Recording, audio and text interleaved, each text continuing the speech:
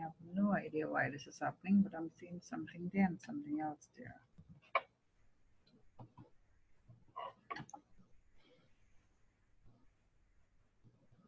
Yep. Okay, so I can't remember what I was talking about. What was I talking about?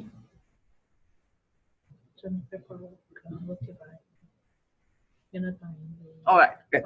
Yes, so you're actually buying, you purchase the product, the concept itself in terms of what the product is. You always purchase the packaging, because when you're designing your product, you have to take into consideration the packaging design. You take any packaging design for the use of the product, the process of making, and also the process of shipping, because shipping is a big issue with regards to it. Shipping has a cost. You also have to take into consideration the way that the person is going to be using it. So product design, when you're thinking product design, you have to think about the concept, which is the idea that you're satisfying customer needs, the packaging, and the process of using and the process of disposing. No, so we have to really give you that, because we see our product exist. At this point, for this inside of here, no. But remember, I'm giving you the academic concept also. For your exercise, you are not going to go all the way through. When you go into 499, you have to think about it. Because at that point in time, you have to go through all of that as part of your feasibility study. You have to deal with all of that. But for this exercise here, no. Because I'm not asking you to do a feasibility study. So good design will be just good enough. Whatever, yeah, good design is just good enough. But later on, when you go into 499, yes, you have to take in consideration all of that. So in terms of your product developmental system, this is the actual process, which means that you must have the idea. And that's the first step that in your exercise.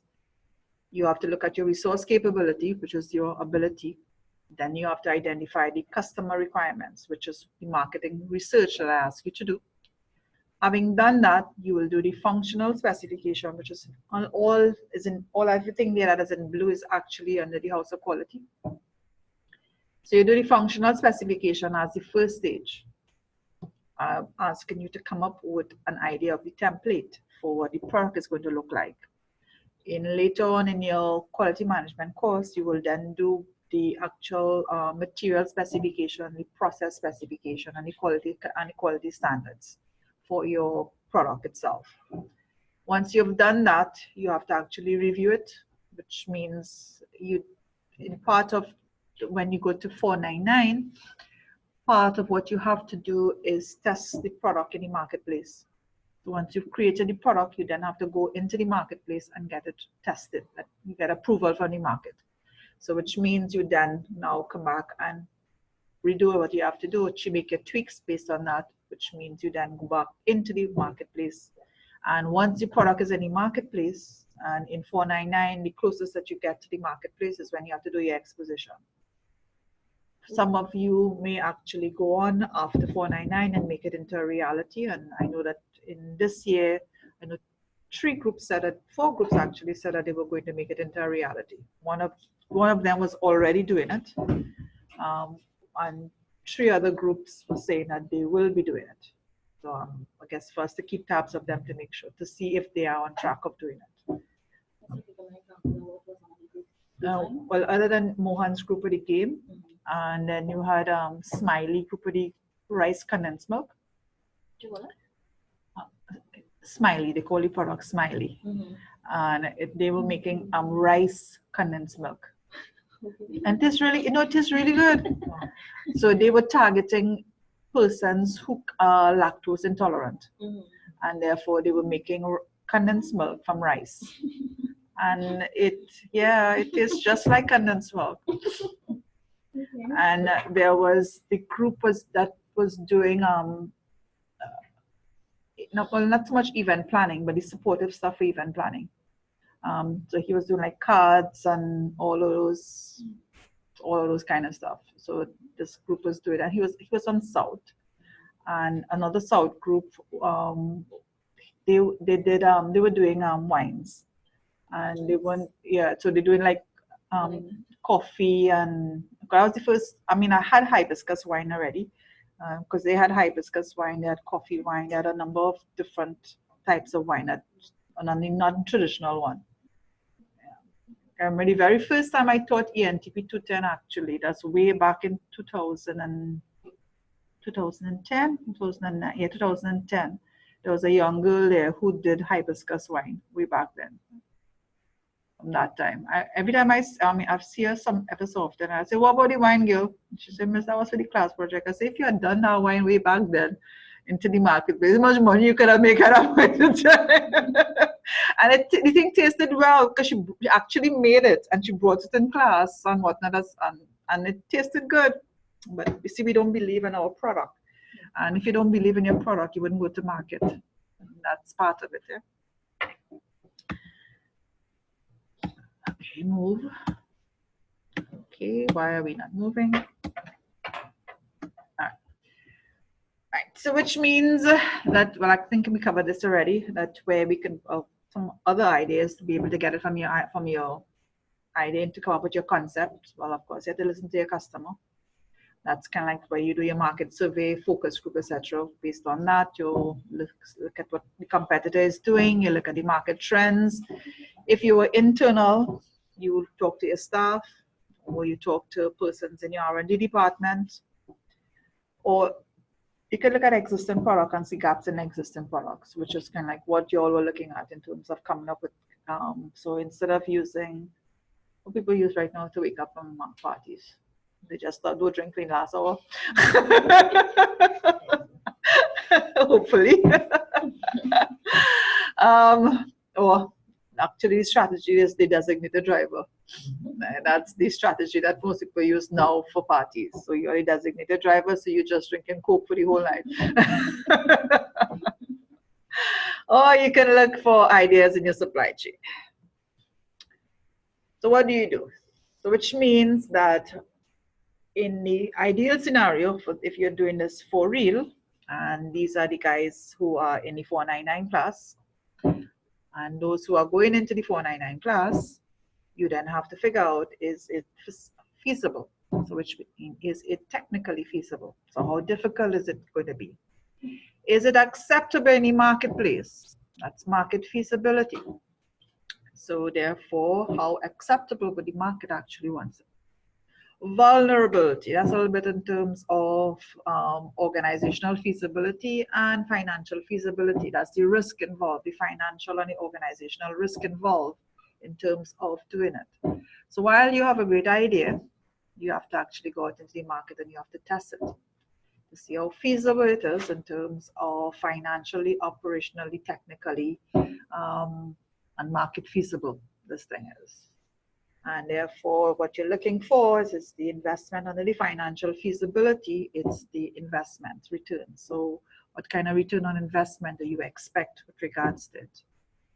It's also in terms of the customer benefits. So what benefits will the product provide to the target customers, and also in terms of you, the organization, from an operational standpoint. And just involved. I in class right now. Talk quick. Oh, thanks. Thank you.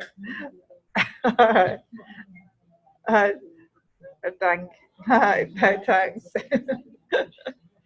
Yeah, well, it's actually my birthday today. I'm here with you talking. Yeah. Thank you. Yes. So what risk is involved in you actually doing the whole exercise? And overall, when you look at the whole thing, the overall, when you do your feasibility, you have to actually look at the whole thing to see whether it is something that you're going to move forward with. So once you have an idea, you have to go through different stages. For this class, I don't expect you to go through all of these different stages. You're assuming the market actually wants the product. But later on, when you go into your 499 class, you have to go through those different stages. Right, and therefore, in doing it, you have to determine what will actually satisfy the customer.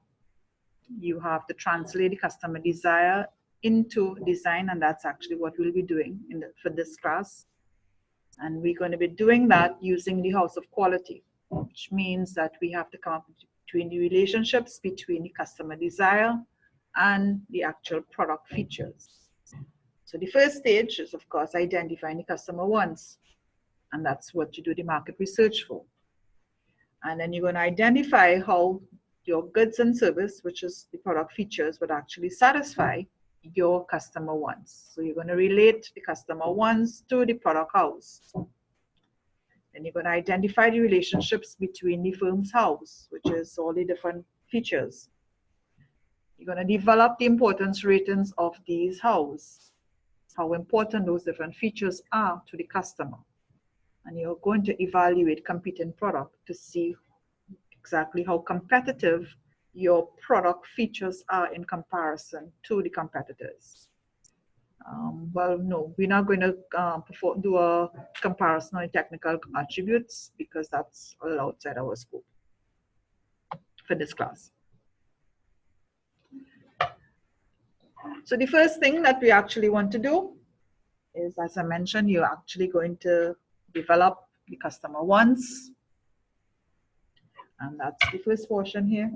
So when you do your market survey, what you're coming up with is the customer wants. When you do your market survey, what you're coming up with is the importance ratings. You are going to look at the customer wants and decide how it's going to satisfy those wants. And that's the orange piece on top.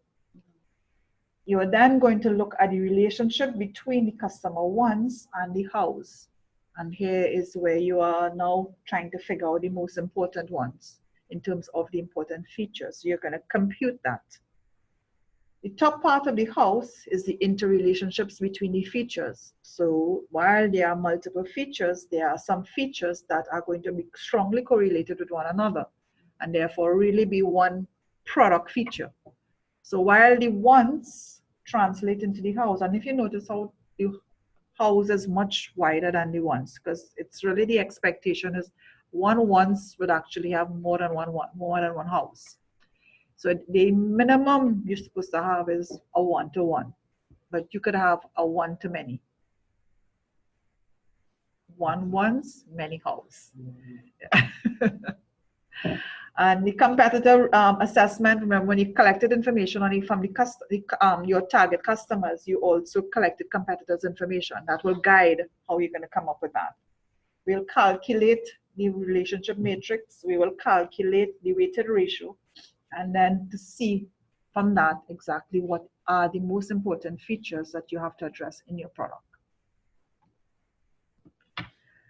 So using the example from Heiser's book, he actually used an example of somebody wanted to create a camera. So they figured they want to be able to do a camera. And when they spoke to the customer said they wanted to be light. They don't want to carry around this heavy thing. Customers say, I want to make it should be easy for me to use, kind of dummy proof. They want every time that they take a picture, it come out good. They want that, you know, how when we taking pictures, it just go up and down kind of stuff, right? So they want it to be easy to hold and make it sure it's steady. And they want when they take a picture that they should say exactly what to take, so they see the exact color. So sometimes the customer may tell you stuff and you have to translate what their wording into stuff because they can't use it 1-to-1 kind of stuff. And in the ranking of the rating, what was most important one to them was the reliable. And the second was easy to use. The third was lightweight. The fourth was easy to hold. And the fifth was color correction.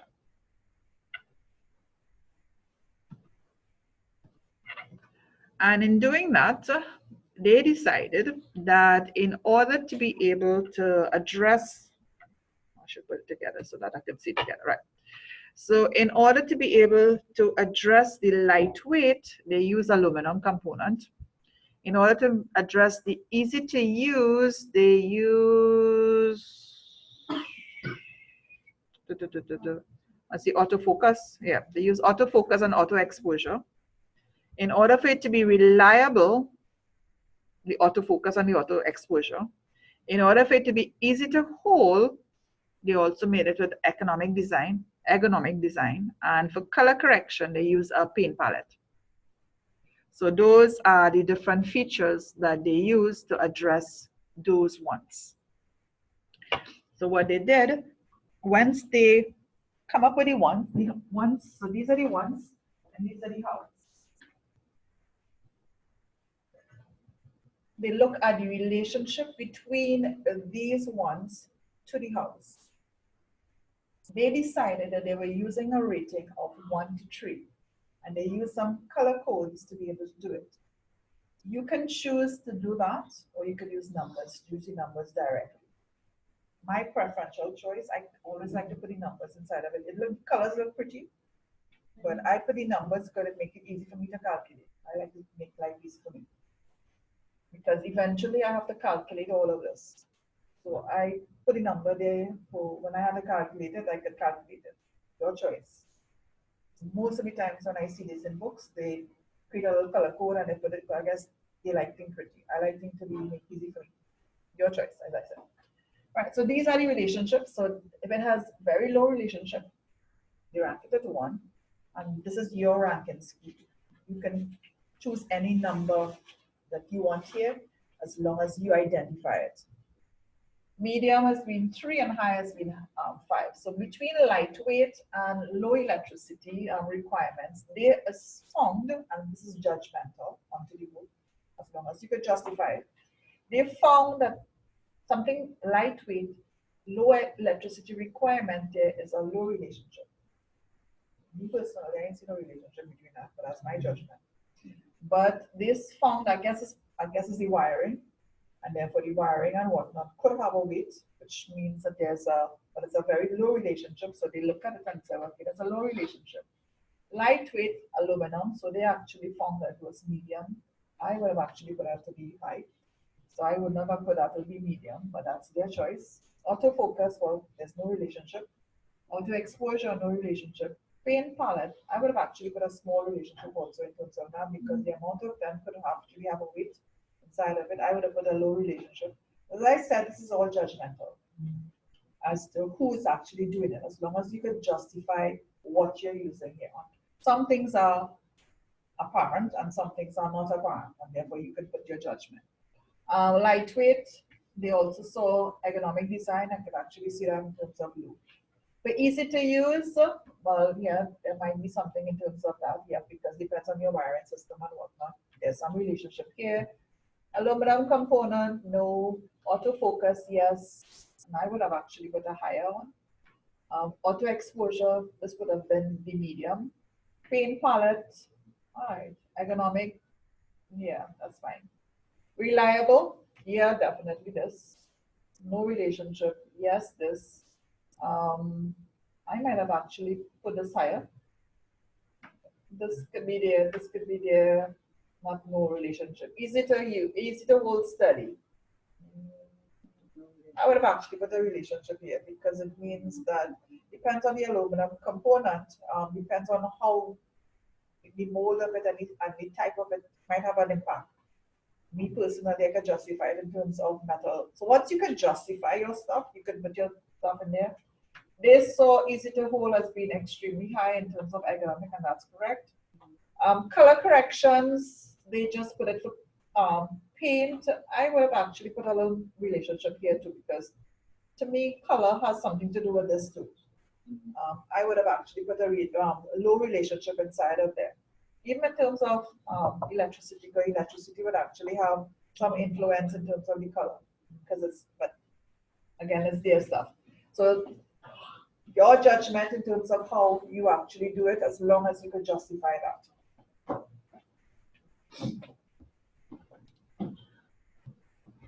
For the relationship on top, so now they're looking at what relationship exists between the features. So this is low electricity, and it's interacting or intersecting with each one of these columns here. So this goes up. And this is why I said when you do it in Excel, it's a little hard to do. It's easy for you to draw it out because you could actually do all of that. But when it's in Excel, it's kind of, you have to get the angle and all that kind of stuff. So the top portion, this is easy to do, but the top portion is actually a little difficult. Unless you just do this and you draw the piece afterwards in the Excel spreadsheet afterwards, and you draw it manually and you fix it up. That's kind of like up to you. Right. Anyway, so low electricity, they got no relationship between low electricity and aluminum. They got a pretty high relationship between low electricity and autofocus. Yeah, that makes sense. Low electricity and auto exposure, and low electricity and paint, but no relationship between low electricity and ergonomics.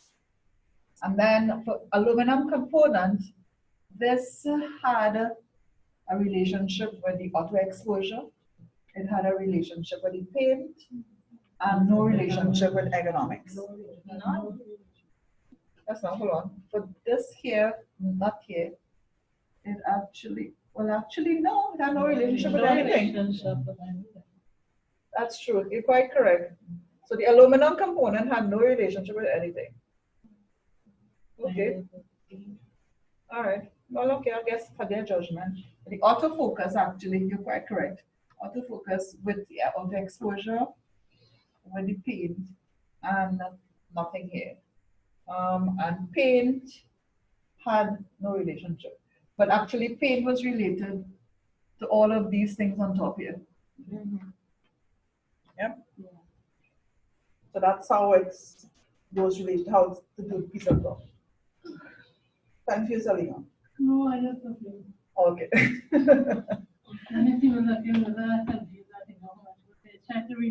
Or the work, okay. Or processing one step ahead. Okay. All right. Okay, so that's the top portion of the house.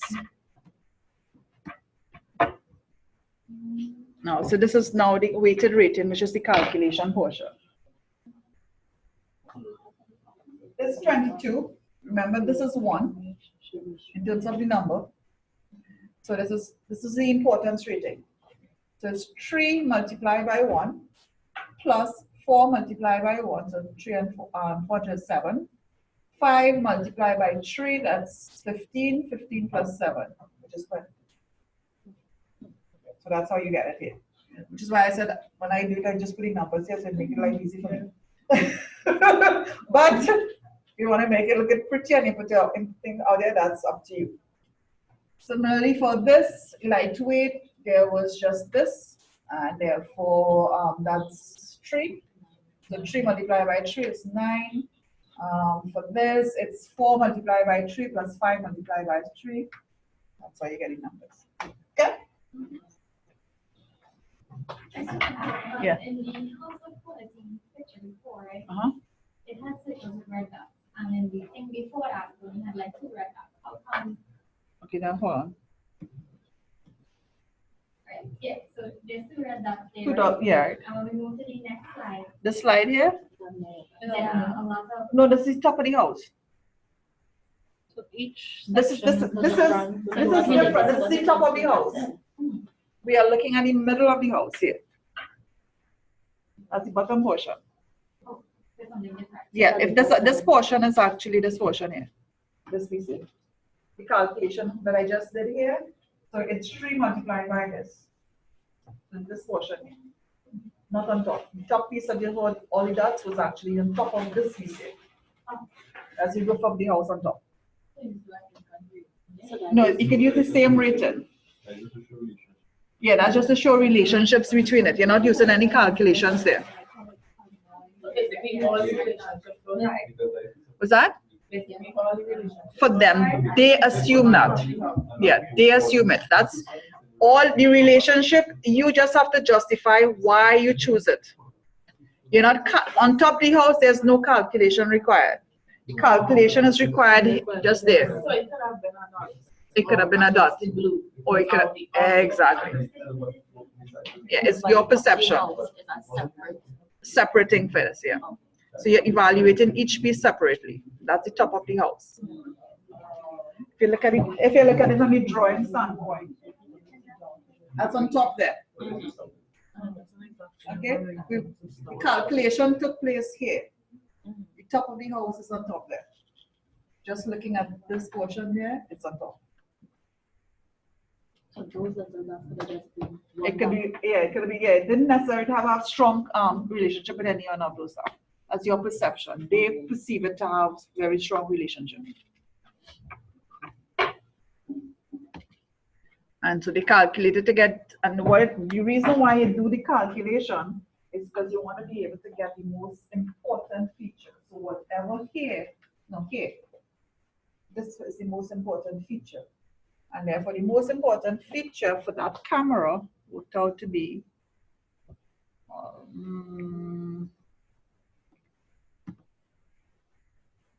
the paint palette. So the paint palette actually was the most important feature of the house, of the camera. So when you design any camera, you have to make sure that the paint palette is excellent, because that's what the customer actually wants. Let's go back. Yeah. What's that? Yeah, but not wrong, different perception. Because this judgment is based on their perception. So it's our perception, it's not right or wrong. There's no right and wrong. It's your perception, as long as you could justify it. Just remember, like the correlation in market research. We're talking about the interrelationship between one thing that they identify and the next thing, and you make an assumption between the relationship. Yeah. So what you're doing is that's exactly what you do. But that's perception. That's your perception.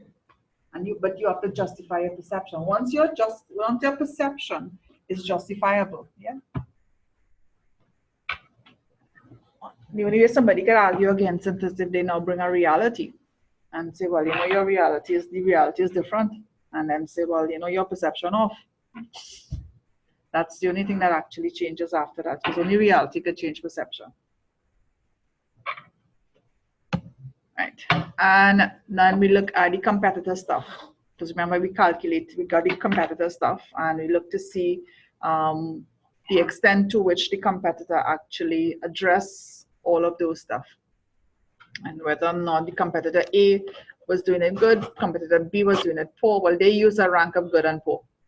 You can choose a different ranking. You can use a rank of 1 to 3, 1 to 5. You could choose, well, all the rankings is your choice, as long as you indicate your ranking that you use. So where Heiser use good and poor, I've seen other books, they use 1 to 5. So depends on the author, they use different systems. What's that? Yeah. Oh, well, yeah, they have good poor and fair. Yeah. So he used a 3-point scale, and he ranked it in terms of that. And Heiser went on to do the technical aspects of it, which we are not going to be addressing in this class. No, yes, we're not addressing that. Is they have the ranking for the competing products, right? Mm-hmm. But yeah. I remember that you were saying that when you do the market research, you really want people to know the intention behind the question. And now, what would be a good example of you questioning a person about the competing product? Do you want to find out if they know this product? How important is this feature? How do you like this product? How important is this feature in this product is to you? So let's say, for instance, it's a food product that we produce. Mm-hmm. So the competing products that we identify, and we decided to focus on this KFC brand. Right. Isn't that even a shape a question that states, do you like KFC spicy or do you like all we call it? Well, yeah, we have to put a name, because other than that, how they would associate the product. So we identify the competent product that we. Yeah. Why you don't identify the competitor? Well, they don't want to skew the perception or skew the results of the question. How you mean? How would you skew it? Well, some people maybe may have a liking to it. Some people may have a dislike to it. Right, that's what a negative response automatically. Right, that's what I want. I want to pick up their response based on that. I want to see how important these features that I am going to introduce in my product, whether the competitor is already picking it up. Yeah, so yeah, because if the competitor is doing everything that I'm doing, I better do something different, because I'm not going to get no sale. I think that will allow them to give a dishonest answer. Because it has some people who are loyal to particular brands. Mm-hmm. And if it is people realize you want to come up with something similar, they will say things to throw you off. So that's why he was mentioning not to mention the competitor. We do that last. So in your survey, those are the last set of questions. You're not going to put that early. You introduce those things last. And remember, you're not asking about the chicken and whatnot. You're really asking, if it's a food base, you want to know if you like it hot or cold. Yeah. You want to know if you like it spicy or not. Yeah, like that. Okay. So you're not really saying what it is that you're doing. Because when I work, I have to get background information on the competitors. From the time I say I call them from a financial institution, they shut it down. They tell you everything out that you're not, that you don't want to hear, right? But when you call and you act like you're calling as a normal Person, you ask, yeah. You get the correct. Yeah. So you don't ask, so you don't ask specifics, you know, because Yeah. remember, I'm not telling them about, I don't have an organization, I have a perceived organization, but I really want to find out what you like and what you don't like, because I don't have a product as yet. I want to design my products. I want to know if they like it spicy, if they have a problem, if they keep their food out for more than a certain amount of hours. So I don't know what kind of chemical I'm putting there for preserving it. That kind of stuff. You have to kind of need to. All right, so no, we're not doing this portion in this class. So your completed house of quality would actually look kind of like this. So Yeah. this is all the customer wants. This is the importance of the ones in terms of ranking. Notice they rank, it must go from 1 to 5. In this here, they choose to have it arbitrarily. But in numbers, you can choose to rank it 5 to 1, however you want to rank it. But they choose to rank it arbitrarily. But in numbers here, it's 1 to 5. You can't have two of the same numbers. Okay, so that's what's important in these numbers. How they order it is kind of up to you. Here is the relationship between this and this mathematically comes out to these in terms of importance. So this is a mathematical relationship based on you giving it a mathematical number. And then a combination of all of this in terms of this specific feature relative to all the ones gives me this.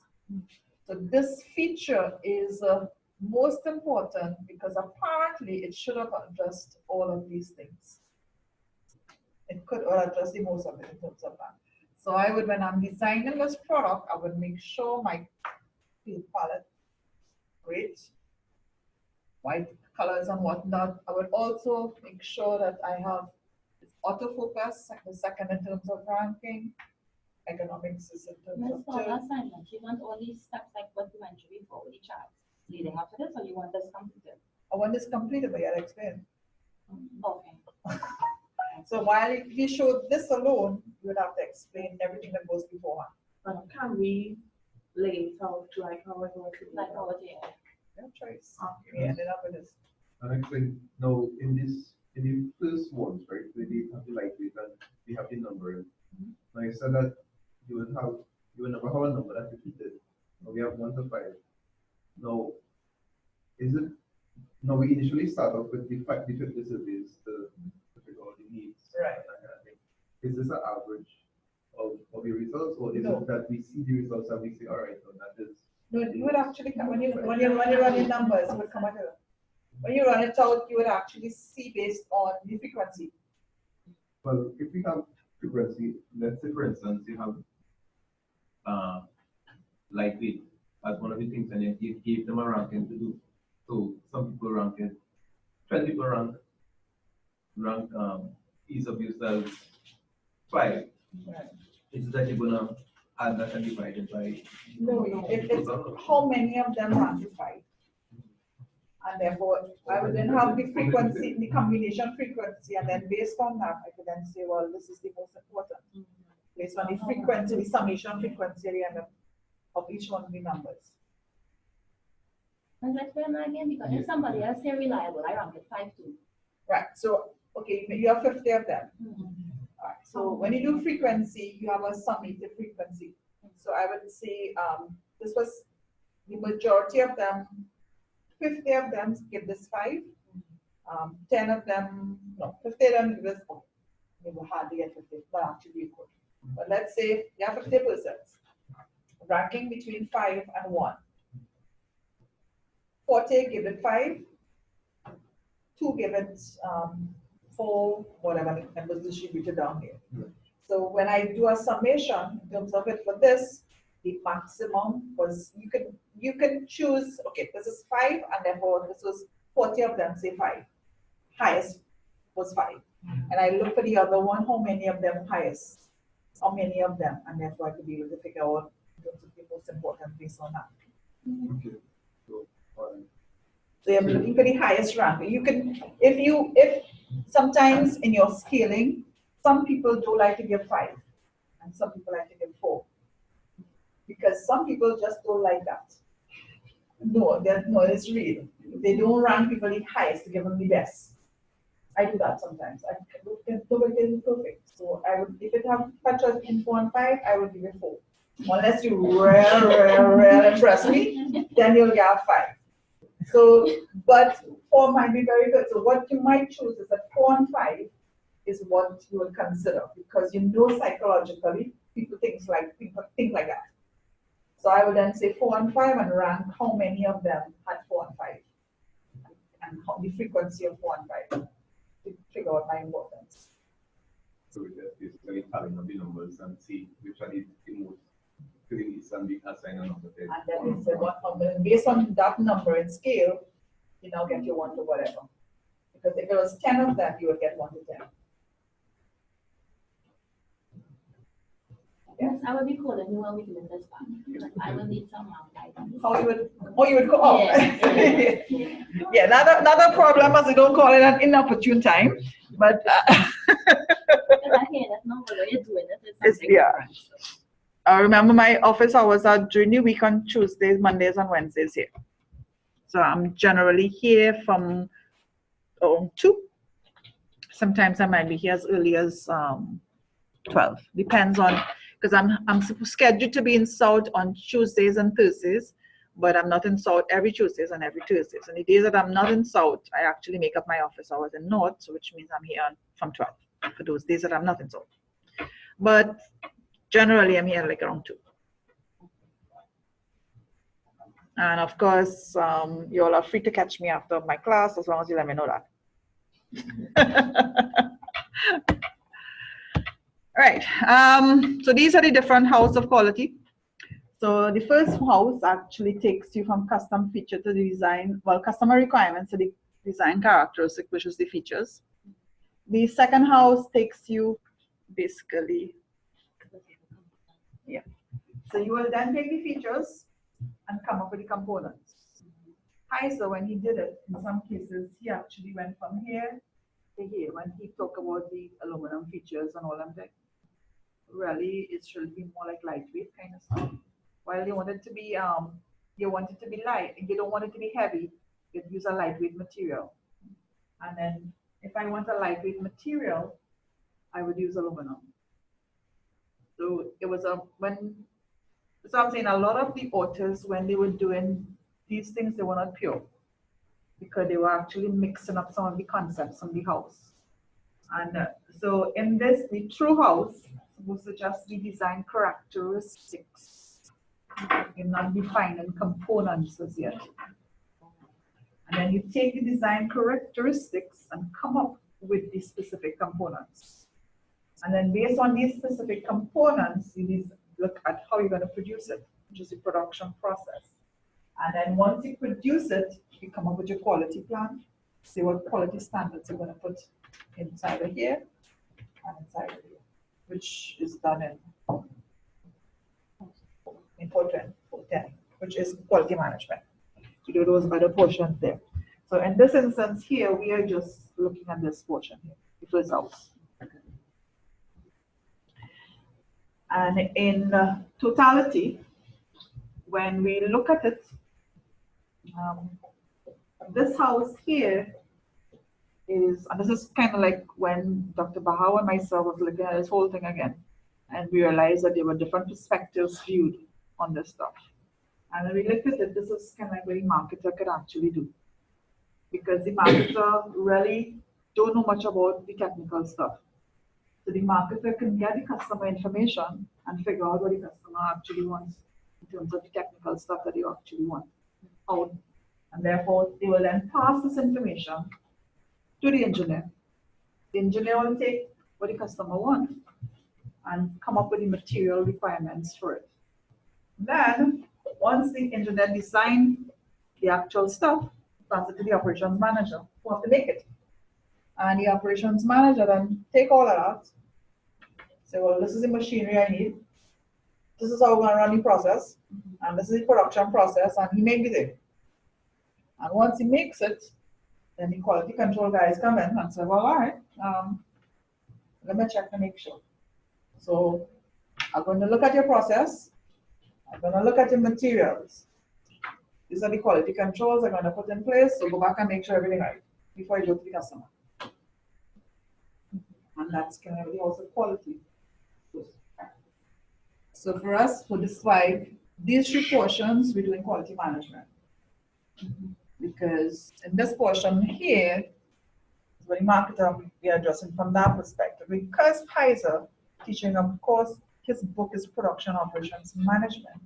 He mixed this 3. If you look at his house, he introduced the process inside of there and the material inside of there. So he went to here. He did not talk about this at all. So while he used the theory of the house of quality, he did not use the pure theory to mix it up a little bit, which academic people can do. As long as they put it in. So he was clear, he provided you with the house of quality. He showed you the 4 stage. His house didn't address the 4 stage, his house addressed these 3 portions. Yep. We are now taken from a very academic standpoint and we are doing this portion. And when you go into quality management, you're required to do all of this. So we revamp it all over again until you will come back with us. So bring it back again, then put it out. Not much emphasis is placed on this because we say you learned this already. So when you come in the class, just a refresher, I'm going to show you what you have done. And now let's put the other stuff in place. So that's next semester for you. Yeah.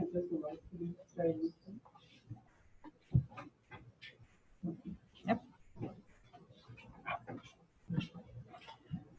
Right, so this was an exercise that do we have the time to do it? No, we don't have the time to do it. Let's continue. But this is an exercise I was going to ask you to do in class, where you would have had to actually come up with an ice cream. And so therefore you went and do a market research. And based on your market research, what the customer wants, they want a nice rich taste, they want it to be smooth, they want nice flavors, they want it to be sweet. And therefore, when they do it, this is kind of like what they got from it. So in terms of the ranking and that kind of stuff. Anyway, so organizing for product development. So historically, you had different departments actually seen about different things. And today, of course, we have more of a team-based approach towards product design. And in different departments, sometimes you have an individual who is actually driving this whole process. But if we looked at the slide before, product is not just limited to one department. A product actually is cross-department. So which means it starts from the marketer all the way through, because the marketer is the one who is interacting with the customer. And the marketer is the one who actually knows about what's going on in the market. And therefore, the marketer actually provides that information to the operations people to be able to come up with that particular product. And the marketer has a good concept in his head, his or her head, to decide, well, based on this, is the kind of stuff that should be done, and should be able to give you some features as to what can actually do it, because they are familiar with the markets and they should be able to do that. So product design is really not an individual nor an operation stuff. It is in fact the whole organization, because you could get new product from inside your organization. In terms of the use of the product, the tweaking of the product itself, it's through people using it or seeing it and coming up with new ideas. So product design is a whole organizational perspective. Now, in manufacturing, and remember when we look at the product life cycle, and we saw that once we made the product, changing the product or making an adjustment to the product is very difficult. what you do now in terms of the product, you look to adjust the end product itself to see how you can make adjustments. So how can I improve this? What can I use now to improve this? And I guess I've been using it often enough. This has not burst, so therefore the material that they're using in this is good. The material is using in this is good. The lock that they're using is good. So there are no issues with that. The only issues that I actually have with this is, well, yeah, so this is discolored after a while. Even find that the plastic itself is wholesome because the water this tastes is actually not so bad as by the afternoon if I leave it long. One thing I notice about the plastic too, other plastic bottles I've thrown it away because I find it build up a kind of moss, a black thing after a while. So I throw it away. This one I notice it's not. So I don't know if it's whatever plastic that they use is actually, and I leave the water in it sometimes overnight, especially when you leave the water overnight, sometimes it build up a kind of a moss kind of stuff, a black stuff. So I throw away a couple of them when I see that happening. This one, I ain't getting none of that. And I'm surprised. So I guess it's the plastic material, whatever the density. So I have no issues in terms of any of this. The only issues that I have is actually with this in terms of the discoloring from here, but because I don't use it to hold, and I don't really put it in the fridge because I know it's not really supposed to put anything too much in the fridge and that kind of stuff. So I don't put it in the fridge either. So which means, but if I was putting it in the fridge, it would have gotten wet. This is slip control kind of stuff. That might have been the only improvement. So the only design would have changed with this probably would have been, if I'm putting an image, would have to be like a graduated image, kind of like a 3D image instead. So I put a 3D image, which would give me that. And that would be value engineering. So value engineering means that you're just adding a little more value to the whole thing, but you're not making a big adjustment to the product. So it provides reduced complexity of the product if you can. Well, this doesn't require that, but reduction of environmental impact. So then I could also say that, well, plastic is creating massive problem worldwide. So I'm now going to use one of the natural bottles. And the natural bottles they're making now is with corn, I'm not sure what else is. But yeah, they're making bottles with corn. So you're now getting bottles and whatnot with corn. So I will then say, well, make it with corn expensive, but if you're really into it, yeah, with corn, completely biodegradable. I've been seeing the logo, a lot of people saying plastic biodegradable, but I don't, as far as I know in chemistry, they have not come up with a way to break down plastic to the components of carbon and I think it's CH4, I think some CH4 combination of that. So I'm not sure if so what really happens is that they break it down to very small particles. They don't really break down the plastic as such. So the particles are still there. As to whether or not those particles are going to cause any effect to the environment later on in life, I don't know. Because I'm not an environmentalist. I am not a chemical person, so I'm not going to do any kind of research in that. Many days ago, I did my chemistry, so I know some of this stuff. So I'm interested in terms of that. So when you're doing value engineering, you're looking for improvement in the functionality aspect of the product. You could also be looking at improvement for job safety, job design. All of those stuff is value engineering. So this is an example that Heiser used to show value engineering on this bracket design. Now, initially when it was first designed, and the cost actually reduced from $3.50 to 80 cents. And that's because they use less machinery. If you look at this, it's 1, 2, 3 connection. So you've got this, all of this is in terms of material. And they use this bolt here to hold the two things together.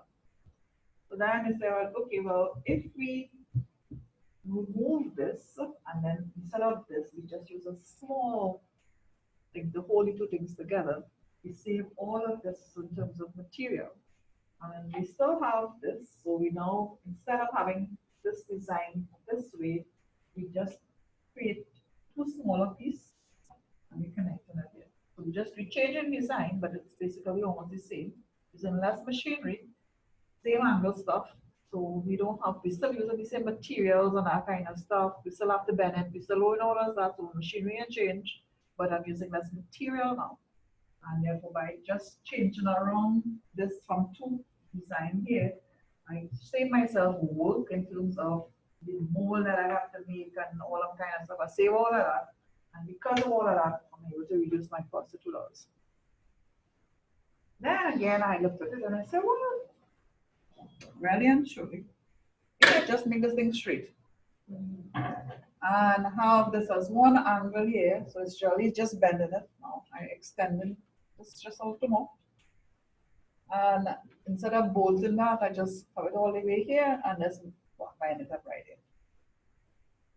Now it means, while I'm still using the same motion machinery, but I'm saving myself this bolt. I'm saving myself the time to be able to do that here. I still have to tie this here. Double tie right here. Process. So value engineering basically means in the product, is there a way that I can reduce the cost inside of there? Is there a way I can reduce the process of making? And therefore, if I save material, save process in terms of time, all of that is a cost. So I'm looking to reduce cost in process and in material to do the same thing that I was doing or do it better.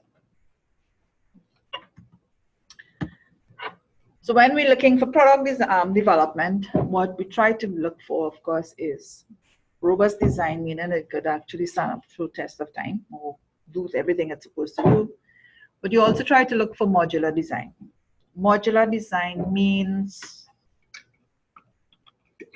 well, I could take this thing off and I could actually get a different cap. So if I just got damaged and I had another one, I could use a next cap kind of stuff. That's a modular design, one piece on top of the other. Everything is not made together. If I were manufacturing this, I don't necessarily have to manufacture everything. I could get somebody else to do the cap, I could get somebody else to do this, I could get somebody to do this, I could get everybody else, some different company, and slap the thing together. That's like a car these days. You're a car manufacturer, a car assembler, and therefore they assemble things from everybody else. And therefore that's modular design, and which means you put things together. And therefore any part that goes wrong could be fixed. Of course, today, because of the computer, we have computer-aided design. So computer helps me to do design. And in the IT world, they love that. That's actually what is done. So once you create a program, and in the IT world, you create a program to do something, and once this thing, in terms of programming code, works, all you're doing is adjusting small features inside of there to make things a little different, because the code to get the things to work has already been there. And I'm just in my input now is changing.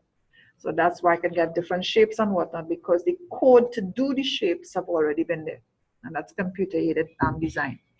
And because it's about getting the code to create this, and your input is adjusting all the features and input inside of there, so which will get you different shapes and whatnot. And that's what computer-aided manufacturing is, but design is all about. And computer-aided manufacturing is just using the same thing on the manufacturing system. Well, virtual reality, well, that's kind of using both of them. So modular design, that's what I talked about. And this is computer-aided design, computer manufacturing design, which, in fact, I remember when I did the little stint in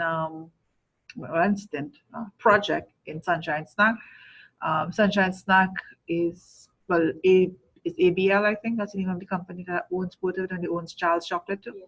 Right, and therefore they are right next to one another. And so if you want to go across and see what it looks like, that's actually the time when I stopped eating Bobby. I never really liked chocolate, and I actually refused to use Bobby after that. I mean, it's none of it was unhealthy or anything like that. I just saw the process that it was making it. Because they were spraying the chocolate onto the nuts, and when they were spraying it, the method of spraying, the chocolate was going all in the back, And the thing was looking, and it's a brown thing. I just see this brown thing all about there, and to me that looks so nasty. And I was like, Yeah, so anyway, but anyway, then I went to see the which one of the, I don't know if it was chocolate or biscuits or whatever, because remember they do Devon too. So they manufacture for Devon and they ship it. That's the relationship that they actually have with Devon in England. So they actually did us pretty skillful of them. So while they have the relationship with Devon, they are able to use Devon distribution channel because of that relationship. So they will get their product everywhere Devon have their product and their distribution channel, they can get their product, and vice versa. Yeah. So anyway, I can't remember which one of the product, but they were using computer manufacturing design. So they had no human on that production line at all. Everything was actually machine run up to the packaging and the bonding for shipment. So it was made, packaged, slapped on, put into the packaging rack, and then go and bind up all the way just for shipping. Fantastic process. Yeah, so it's nice to go and see. Well, hopefully I will actually have to talk to Alicia. Called me last week to remind me. So I have to give her the date for our visit, because I asked her if we can go and see Carib and Carib last week. So she said she will try. Carib last week is nicer than Carib, but in terms of seeing the process. Because when the stint that I did in Carib last week, we did a project with Carib last week.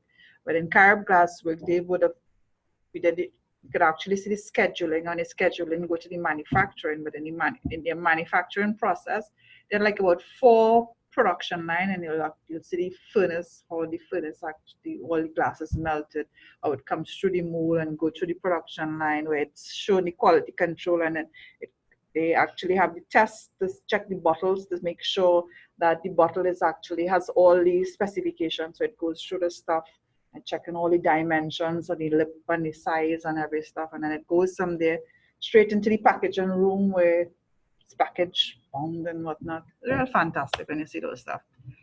Anyway, it's nice for you all to see a production line. See something like that. It might be something very similar to Nestle's actually have something that is very similar with their packaging line. In their packaging line, the Tetra Paks come in big sheets. So like this whole big roll, like a big sheet of roll of paper kind of stuff. So that's the Tetra Pak is the aluminum stuff that they bring in, right? So it's this whole big sheet. So it comes in sheets. And in that, so it's a cutting machine. When it comes down, it's goes through a cutting machine that cuts it into the actual size. And by the time it cuts, it goes into this other machine that shapes it to give you the actual shape of whatever it is. So that's happening, and while that's happening, it's coming down the production line. And while it's coming down that production line, this other machinery here that's actually going to be doing the filling. So as it's coming down, it's filling. And while it's past the filling, and it has another machine that closes it and staples it, and therefore it's time it goes down to the line, it goes straight into the block in terms of whether or not it's a case. But in their case, they didn't do the wrapping. And at least the point in time when I was at Nestle's, they wasn't actually didn't have a wrapping for the final product for, that I saw in Carib last week, where they were wrapping. Because in Carib last week, they were actually wrapping the bottles to go out. In this instance, it's the full products. I'm not sure if they had to do other quality checks before it could have been wrapped. I didn't ask that question, so I don't know. But to see a production line is really interesting, to actually see a production line as to how things are actually made.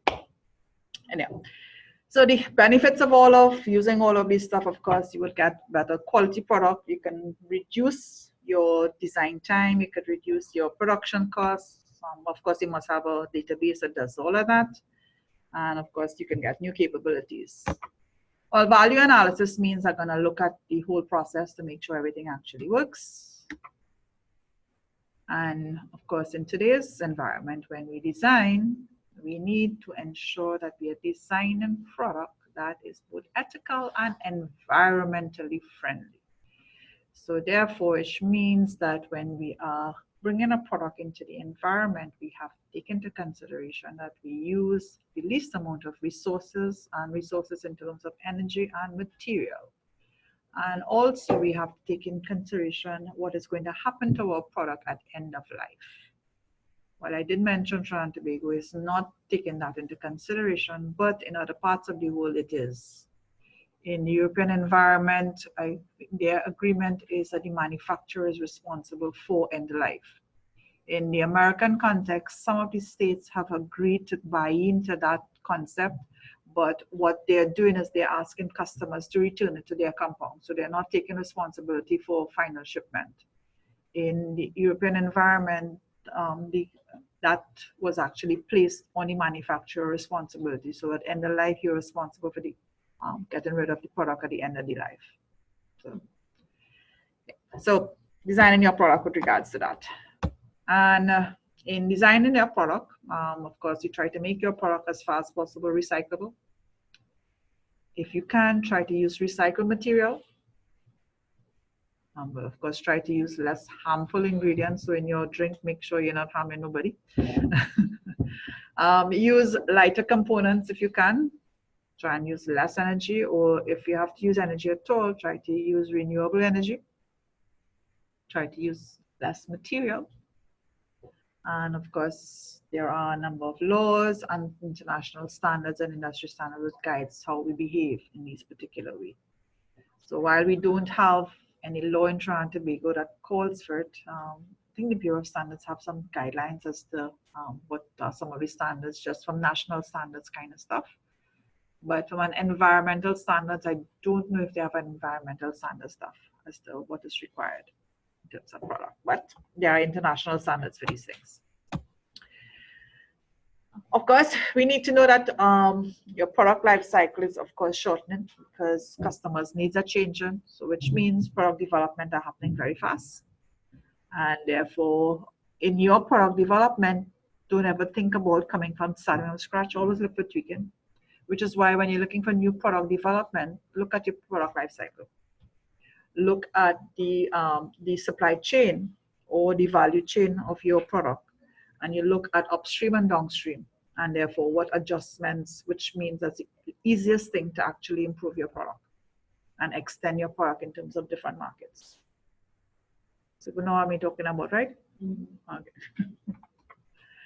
Right, so which basically means that if you are looking at other type of product and you're looking from an external standpoint in another country, that is, you could look for alliances, you could look for joint ventures. In certain countries, you as an external party cannot immediately go and establish business, which is why CSME came into being. CSME came into being to allow certain categories or all Caribbean nationals to be able to do business in any one of the Caribbean countries. Of course, you don't just automatically go and say, go and start business. You still have to get governmental permission. There are certain categories of workers are allowed to do business without having to tell government that they are coming to do business. Things like artists and whatnot, they are allowed just to move. Their freedom of movement without letting the government know that they are coming to do work and that kind of stuff. But in terms of establishing business and whatnot, I think it's just a matter of informing the government and going through that kind of red tape. But if you don't have those stuff in place, then what you'd look for is forming an alliance with another organization, which is kind of like what Devon did in Trinidad and Tobago. Doing joint ventures, which is kind of what they did also. You can choose to purchase other person's technologies, expertise, etc. For internal development along your value chain, so you're looking for adjusting new product, coming up with enhancing new product, etc. Which means that, same as I was saying, new product development, you look basically upstream and downstream anywhere in terms of your value chain. Which means you have to do your value chain. Eh? Right, so once your product is there, you need to actually define your product, exactly what it is, the equipment requirement, the layout requirement, the HR requirement cannot necessarily be done until the product is defined. And we're not going to be doing that in class. This is going to be in your quality management classes when you're going to do some of that. Once you manufacture your product, by law now, there are certain requirements. Your product must have a bill of material. It must have quality standards. It must have descriptions. You have to actually have that. And if you are doing a physical product, generally you are asked to show engineering design, which how it's made, and you would actually see that when you buy stuff. There's a little slip of paper, you would see a little drawing, but most of the time we see that way straight away. But that's actually a requirement. Yeah, so it's supposed to show you everything that is actually in there. All the different equipment and whatnot, all the stuff, and it outlines exactly what is. I'm not sure for Trinidad and Tobago if we have that requirement, but for other countries there are those requirements that you must have that. You may or may not see a bill of materials, exactly what is inside of there. In fact, yeah, they do. A number of them, especially when you buy foreign product, you actually see all of these little specs. And when they go and you ask for replacement, there's always a number. And you look, if you look at any equipment that you buy, you'd actually see a little serial number on any of the parts. Yeah, so that's the number that you have to quote to them, and then they could give you a replacement. Because that's actually what all of those things are. And well, you could even have it for service file. This is actually the bill of material for a hamburger. And therefore, every little thing in terms of it. When you have the bill of material, you know exactly, well, for one hamburger, it's supposed to actually have all of those stuff. So you can do it for just about everything. Right. Well, service design. Service is a little harder to design because when you are designing for service, the customers are generally in the process itself. So it requires, in a service, you have the back office and the front office. And service is actually more harder to design than product. The product you're outside. In a service, you have to design what this customer is interacting in, and then you also have to design the back office that satisfies the customer front office. So let's say you're the hairdresser. For the hairdresser, a spa. Let's say you're a spa. And in the spa, you have different services going on, but each one of them is modular. And each one of them requires different things. So in the background, you have to know for the day, I expect to have X amount of people coming to do their face, X amount of them coming to do shampoo, X amount of them coming to do, I need to have all of that. I need to actually have that where it's going to be stored. I need to know when to replace it. All of that design stuff that goes on in the back and all that. So in service, there are two processes that is going on at all point in time. There is the process that goes on with the customer, and there's the back office process. So that when you go in, you don't know that somebody came and just replaced your towel. You don't know that somebody just came and replaced the soap. But that process was going on in the background. Because for you, when you walk in, you got a seamless process. You got the shampoo, it was there, it was filled, all the nail polish was actually there. You get all of that. But somebody came and replaced all of that. And therefore, they'll have to design in terms of the process when that is going to be. So there's actually two stuff that goes on at all point in time. And the customer process. So therefore, in service design, you have to design everything that happens in all stages of the process. So in terms of before, during, and after, exactly what goes on in the process to be able to design the process, which I said, it's service is a little harder to design, and it's a little harder to do in the house of quality. You can do it, but it's a little harder to do. Yeah. Right. And of course, in service, you have to do the same thing. Right. This is just an example of a final product of what a house of quality can look like at the end of the day. This is our last slide. Oh, let me stop.